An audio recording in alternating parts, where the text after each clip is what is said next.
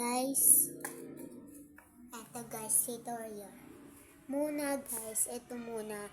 Kung magsisindi kayo ng ng apoy, basta ilalagay nyo po dito. Pero pwede po wala. So, tutorial. And eto po.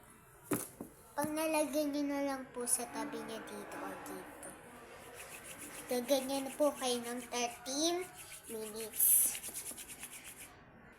And then guys, kung tapos na kayo, gaganyan kayo guys.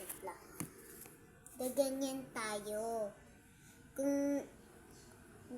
Basta guys, kung anong linis nyo gagawin, kung nararamdaman nyo yung power nyo, iyaano nyo to.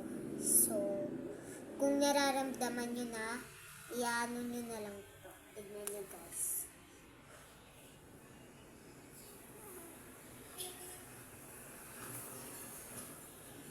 Diba?